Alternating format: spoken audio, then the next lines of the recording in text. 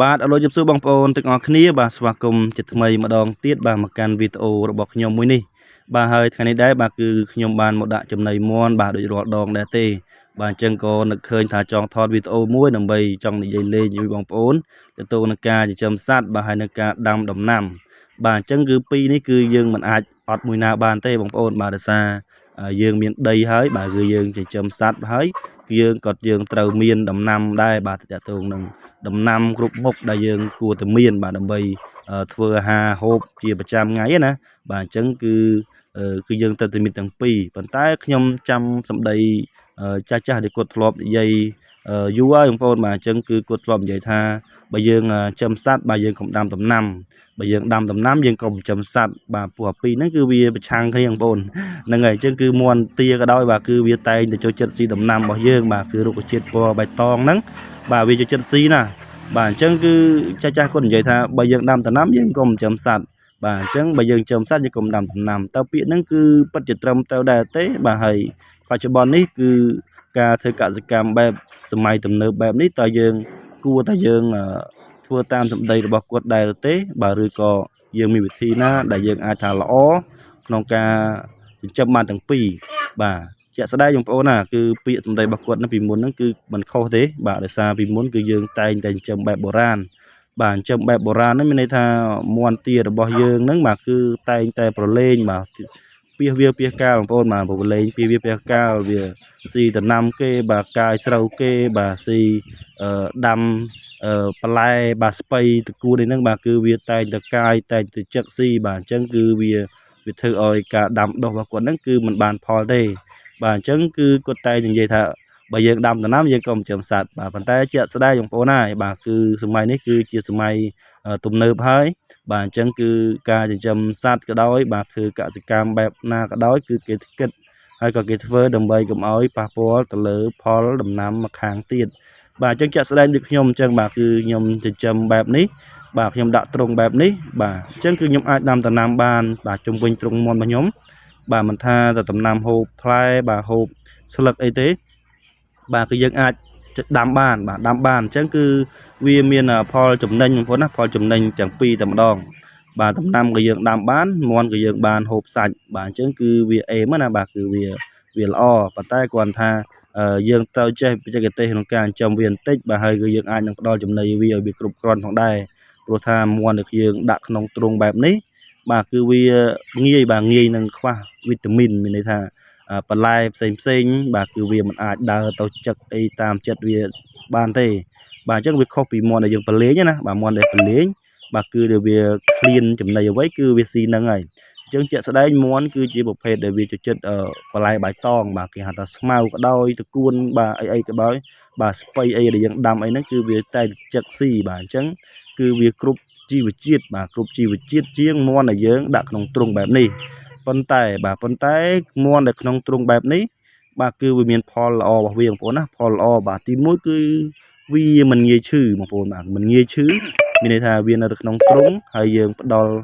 ចំណីវាបានគ្រប់គ្រាន់គឺវាមិនងាយឈឺទេព្រោះវាមិនងាយឆ្លងជំងឺពីខាងក្រៅបាទនេះគឺជាផលល្អរបស់ការចិញ្ចឹមក្នុងទ្រុងបែបហ្នឹងណាបាទហើយមួយទៀតបាទការចិញ្ចឹមក្នុងទ្រុងគឺយើងអាចមើលថែវាបានដិតដល់ជាងមាន់ដែលប្រឡែងបាទប៉ុន្តែបើមាន់ប្រឡែងក៏វាមានផលល្អដែរបាទផលល្អរបស់វានោះគឺពេលដែលយើងប្រឡែងគឺវាដើរស៊ីចំណីបានគ្រប់គ្រាន់ឬក៏វាបានស៊ីអឺស្មៅបាទពណ៌បៃតងហ្នឹងវាបានគ្រប់គ្រាន់ដែរបាទនេះគឺជាផលល្អរបស់វាប៉ុន្តែបើផលអាក្រក់របស់មាន់ដែលប្រឡែងហ្នឹងគឺទី1វាស៊ីដំណាំរបស់យើងនឹងឯងបាទស៊ីដំណាំរបស់យើងហើយវាងាយនឹងឆ្លងជំងឺផ្សេងបងប្អូនណាគឺជំងឺវាមានច្រើនប្រភេទណាអញ្ចឹងមាន់ដែលយើងប្រឡែងបាទគឺវាអាចនឹងងាប់ឬក៏វាអាចនឹងឆ្លងជំងឺផ្សេងងាយស្រួលបាទងាយស្រួលអញ្ចឹងគឺពីនេះបាទគឺយើងសំយោគមកវិញទៅសម្រាប់ខ្ញុំគឺខ្ញុំជ្រើសយកបាទដាក់ចិញ្ចឹមក្នុងទ្រុងបែបនេះហើយបាទព្រោះពីមុនឡើយបាទគឺយើងចិញ្ចឹមបែបប្រឡែងបាទគឺវាពិបាកមែនទែនបាទពិបាកទី1គឺវាស៊ីដំណាំអីហ្នឹងគឺវាជារឿងធម្មតាទៅហើយបាទហើយរឿងមួយទៀតនោះគឺវាពេចបាច់បាទកន្លែងដែលយើងធ្វើម្ហូបចក្រានបាយដែលយើងធ្វើម្ហូប TikTok ទូរបស់យើងបាទគឺវាតែងតែវាលោតឡើងលោតអីចឹងណាបងប្អូនបាទជាពិសេសគឺខែវស្សាតែម្ដងមកខែភ្លៀងអីហ្នឹងបាទគឺពេចបាច់ណាបាទហើយបើទាផងបងប្អូនហើយបាទគឺយើងហូបបាយអីគឺមិនស្រួលចិត្តទេបាទវាអាចវាពេចបាច់ពេញទឹកដីបាទអញ្ចឹងគឺវាពិបាកក្នុងការ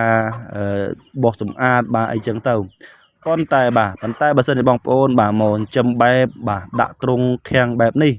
ហើយយើងខាន់វាជាប្លុកបាទមានន័យថាមន់មកប្លុកទៅបាទទាមកប្លុកទៅបាទឬក៏កងានអីមកប្លុកអីទៅបាទនឹងតាមតែបងប្អូនចង់ចិញ្ចឹមឯណាបាទប៉ុន្តែធ្វើបែបយើងចែកជាប្លុកបែបនេះបាទគឺវាចំណេញបាទចំណេញ space ក្នុងការចិញ្ចឹមណាបងប្អូនបាទដីយើងទូចប៉ុន្តែយើងអាចដាក់ចិញ្ចឹមបានច្រើនមានន័យថាប្រភេទសត្វផ្សេងបើយើងចង់ចិញ្ចឹមបាទអញ្ចឹងគឺវាចំណេញតែបើសិនយើងប្រឡែងវាបាទគឺវាស៊ី space ធំមែនទែនបាទនេះគឺមានន័យថាវាបែបហ្នឹងណាបងប្អូនវាពិបាកក្នុងការគ្រប់គ្រងប៉ុន្តែអ្វីដែលយើងចង់បង្ហាញនៅក្នុងវីដេអូនេះបាទគឺខ្ញុំគិតថាគ្មានអ្វីដែលល្អជាងឲ្យយើងដាក់ក្នុងទ្រុងបែបនេះទេហើយយើងផ្ដល់ចំណីឲ្យវាទៅបាទដូចខ្ញុំជាក់ស្ដែងបាទខ្ញុំផ្ដល់ដូចជាកន្ទក់ដូចជាស្រូវ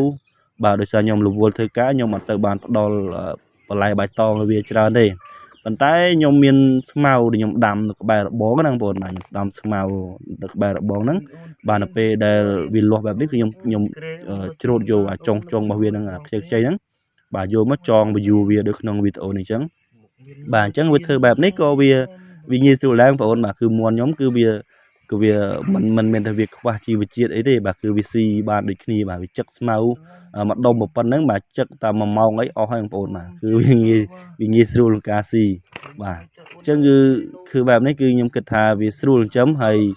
យើងអាចគ្រប់គ្រងក្នុងការមិនឲ្យវាចឹកចេញទៅក្រៅចឹកបន្លែដំណាំរបស់យើងបានទៀតបាទគឺយើងអាចដាំដំណាំអីបានគ្រប់មុខបាទអញ្ចឹងគឺវាចំណេញណាបាទពួកយើងចិញ្ចឹមមាន់នេះគឺខ្ញុំចិញ្ចឹមបែបគ្រួសារបាទទុកហូបលក្ខណៈគ្រួសារអញ្ចឹងគឺយើងមិនមែនហូបសាច់រហូតទេបងប្អូនបាទយើងហូបសាច់ផងយើងហូបបន្លែផងបាទអញ្ចឹងគឺយើងត្រូវតែមានបន្លែផងដែរបាទយើងចិញ្ចឹមយើងដាំអីចឹងទៅបាទដូចជារនោងដូចជាត្រកួនបាទដូចជាតឡាចបាទដែលយើងដាំដើម្បីហូបអីចឹងទៅបាទនេះគឺជាបទពិសោធន៍របស់ខ្ញុំណាដែលខ្ញុំធ្លាប់ធ្វើទេខ្ញុំគិតថាយើងធ្វើបែបហ្នឹងល្អហើយក៏ខ្ញុំមិនជាគ្រប់ត្រូលទៅលើសម្ដីចាស់ដែលគាត់ធ្លាប់និយាយពីមុនដែលគាត់ថាចិញ្ចឹមមាន់កុំដាំដំណាំបាទដាំដំណាំកុំចិញ្ចឹមសត្វបាទមានន័យថាពាក្យហ្នឹងគឺវាត្រឹមត្រូវសម្រាប់បងប្អូនដែលយើងចិញ្ចឹមប្រឡែងទេបាទប៉ុន្តែជាក់ស្ដែងបាទរាល់ថ្ងៃនេះគឺយើងចិញ្ចឹមបែបថ្មីបងប្អូនបាទយើងចិញ្ចឹមបែបថ្មីគឺយើងចិញ្ចឹមដាក់ក្នុងទ្រុងបែបហ្នឹងបាទគឺវាអត់ប៉ះពាល់គ្នាទេបាទគឺយើងអាចល្អតែម្ដងបាទហើយយើងបានអាចមន់អីដែលយើងចិញ្ចឹមហ្នឹងគឺយើងកើបទៅដាក់នឹងបន្លែរបស់យើងទៅបាទគឺវាល្អទាំងពីរតែម្ដងណាបងប្អូនបាទអញ្ចឹងគឺវាល្អហើយបើសិនជាយើងមានចង់ចិញ្ចឹមតកូវBFF ទៀតបាទរឹតតែល្អបងប្អូនបាទអញ្ចឹងខ្ញុំក៏ចង់ចិញ្ចឹមដែរបាទទៅលើតកូវតកូវសម្រាប់ឲ្យមាន់ស៊ីណាបាទបើសិនជាយើងចិញ្ចឹមតកូវនឹងមួយទៀតគឺល្អមែនទែនព្រោះថាតកូវហ្នឹងគឺវាស៊ីបន្លែបាទអញ្ចឹងយើងដាំបន្លែបានយើងឲ្យតកូវនឹងស៊ីខ្លះទៅដែលវាខូចណាបងប្អូនបាទអញ្ចឹងដល់ពេលតកូវនឹងវាស៊ីហានឹងហើយវាកើតជាកូនតកូវមកគឺយើងយកឲ្យមាន់យើងស៊ីវិញបាទអញ្ចឹងវាវិលជុំបងប្អូនបាទអញ្ចឹងវាល្អហើយមាន់យើងវាជុះអាចមក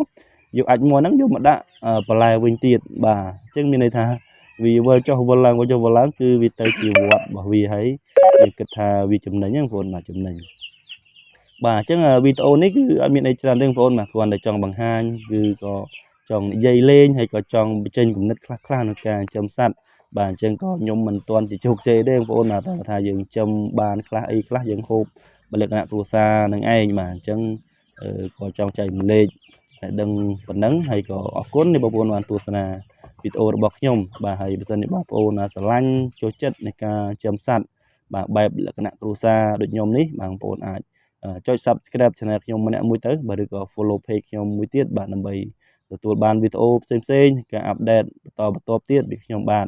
អញ្ចឹងវីដេអូនេះគឺមានតែប៉ុណ្្នឹងឯងហើយក៏អរគុណច្រើនបាទសូមជម្រាបបាទបាយបាយ